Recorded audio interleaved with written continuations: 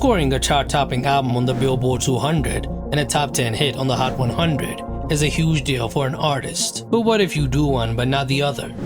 In this video, we'll look at 8 artists who had a #1 album but never a top 10 single. Frank Ocean. Frank Ocean might be one of the most critically acclaimed artists of the 2010s, but his mainstream chart success doesn't match his cultural influence. Despite releasing 2 of the most beloved albums of the last decade, Channel Orange in 2012 and Blonde in 2016, he has never landed a single Billboard Hot 100 top 10. His highest charting song remains Thinking About You, which peaked on number 32 in 2012. That didn't stop Blonde from debuting on #1 on the Billboard 200, selling over 275,000 equivalent album units in its first week, all without a traditional rollout, single push, or label backing, having famously finessed his way out of Def Jam before the album's release. Frank's fan base is fiercely loyal, and he built a reputation of being an elusive genius. His refusal to follow traditional industry paths made him an icon, and his lack of music release has kept his fans thirsty, as 2016's Blonde is still his latest album. His work didn't chase radio play or streaming success. Blonde has gone on to be certified platinum, while his streaming numbers remain consistently strong. Nearly a decade later, Pink and White has now accumulated 1.7 billion streams on Spotify. Frank Ocean is the perfect example of how cultural impact doesn't always translate into singles chart performance. In a world ruled by viral moments and TikTok hits, the fact that Frank has never cracked the top 10 feels more like a flex than a failure. Norah Jones.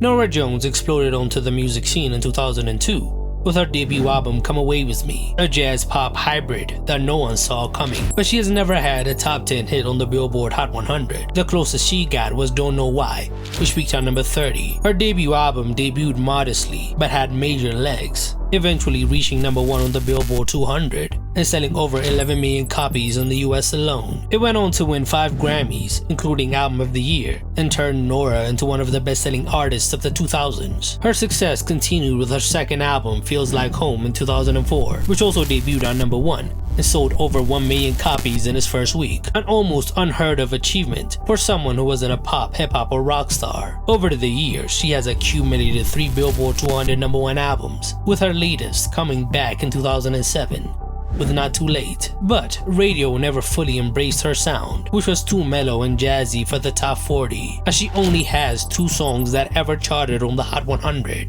Norah Jones is a testament to the era when album buying still mattered. She sold records because people connected with her music deeply. They wanted the whole experience, not just a catchy single. Even without a top 10 single, she earned 9 Grammy Awards, over 50 million album sales globally, making her one of the most quietly impactful artists of her generation.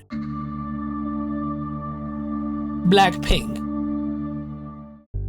Blackpink made history in 2020 when the album debuted on #2 on the Billboard 200, the highest charting album by a female K-pop group at the time. Their follow-up, Born Pink, in 2022 went even further, debuting on #1 and making them the first female K-pop act to top the Billboard 200. Despite their massive global popularity, they have never landed a single top 10 on the Hot 100. Their highest charting single, Ice Cream, featuring Selena Gomez, peaked on number 13 in 2020. Other singles like Kill This Love and How You Like That were streaming hits, but never made a true radio crossover in the US. Part of the disconnect between their album success and single performance was because of the US music ecosystem. Blackpink's fans, known as Blinks, are very loyal. They buy physical albums, stream heavily, and engage with every release. But without consistent radio support, it's hard to break into the top 10 of the Hot 100. Even with massive YouTube debuts and social media dominance, radio in the US has historically been slow to embrace K-pop acts. Still, Blackpink's lack of a top 10 single hasn't really slowed them down. They headlined Coachella,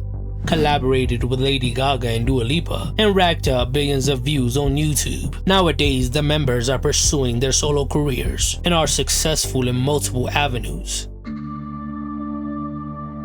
Michael Bublé.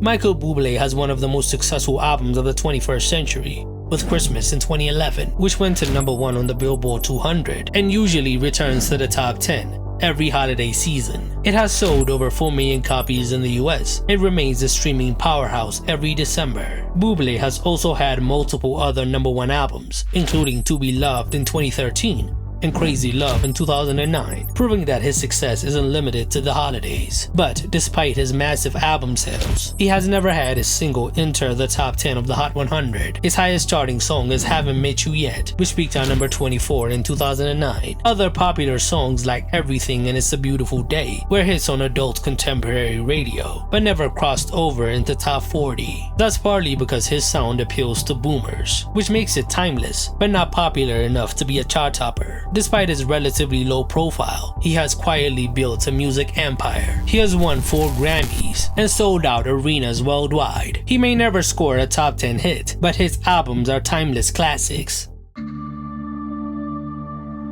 Rod Wave. Rod Wave has quietly become one of the most consistent chart toppers in modern hip-hop, even if mainstream radio barely notices. With 3 consecutive Billboard 200 #1 albums, Soulfly in 2021, Beautiful Mind in 2022, and Nostalgia in 2023, he has built an empire on raw emotion and melodic crooning. His music, often about pain and vulnerability, has struck a chord with his huge fan base. But despite his chart-topping albums, he has never cracked the Billboard Hot 100's top 10, with his highest charting single Tombstone peaking on number 11 back in 2021. What makes Rod Wave's case unique is how little he plays the traditional fame game. He is rarely seen in the media, doesn't chase big features on trend, and keeps a low profile, which makes his albums feel even more personal. What's amazing that he scored a total of 89 charting singles on the Hot 100, but somehow never got to the top 10. His fans don't need viral gimmicks or radio hits, they show up for a full body of work. Rod consistently outsells more visible artists who dominate radio and TikTok, but can't move full projects. His lack of a top 10 single is kind of an anomaly in an era ruled by streaming algorithms. He may not have a top 10 hit yet, but it's only a matter of time, as he has already cemented himself as an album artist who wins in his own terms. Stray Kids. Stray Kids are one of K-pop's biggest success stories in recent years, not because they dominate US radio, but because they've built a fiercely loyal global fandom that turns every album into an event. In fact, they have now scored 6 #1 albums on the Billboard 200, including Ordinary, Maxident, 5-Star, and their EP 8. But surprisingly, they have never landed a single in the top 10 of the Billboard Hot 100. Their highest charting song is Chick Chick Boom, which debuted on number 49. The group's popularity is album-based, powered by physical sales, digital downloads, and obsessive fan support. K-pop groups often prioritize album concepts and visuals more than radio and audio streams. For instance, 5-Star reportedly sold over 4 million copies worldwide in its first week, but never managed to spawn a charting hit on the Hot 100. Despite limited radio play in the US, the group sells out arenas, trends globally on social media, and dominates YouTube, proving that Billboard's Hot 100 isn't the only metric for success. The group have been invited to the VMAs, Billboard Music Awards, and even headlined Lollapalooza, all without a top 10 hit to their name. As global pop continues to evolve, Stray Kids are redefining what it means to make it in the US market. Fugees.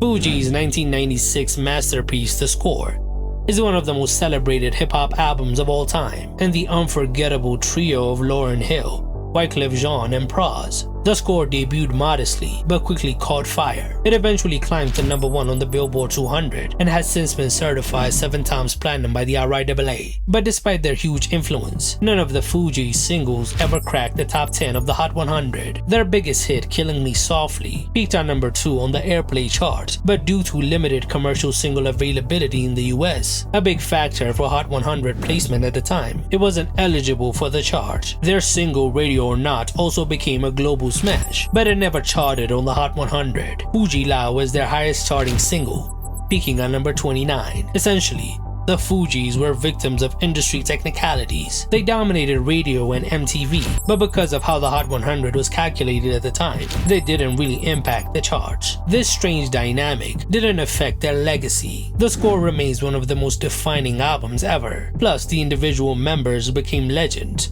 especially Lauryn Hill, who would later find solo success on the Hot 100 when Doo-Wop That Thing hit number 1 in 1998. As a group though, the Fugees' story is a rare example of a massive pop culture takeover without a top 10 single to show for it. Radiohead. When Radiohead released Kid A in October 2000, it was a seismic moment in alternative music. It is one of the most critically acclaimed albums ever, against all the odds. The album debuted on number 1 on the Billboard 200, making Radiohead the first British band since the Beatles to do that without a conventional radio single. Despite this massive album success, the band never landed a top 10 single on the Hot 100. The closest they ever came was with their breakout hit Creep, which peaked on number 34 in 1993. Even though the song would go on to become their signature song and the 90s anthem, its modest chart performance meant that Radiohead were never typical pop hit makers, especially in the US. Even later beloved singles like Karma Police and They're There never even charted on the Hot 100. Their focus was on delivering an album experience rather than chasing radio dominance. In hindsight, Radiohead's lack of Hot 100 success seems almost intentional. They consistently pushed against the mainstream, but they built a legacy on experimentation. They didn't really need top 10 hits, they became legends without them. Which artists who had a number 1 album but never a top 10 single did I miss? Tell me in the comments below.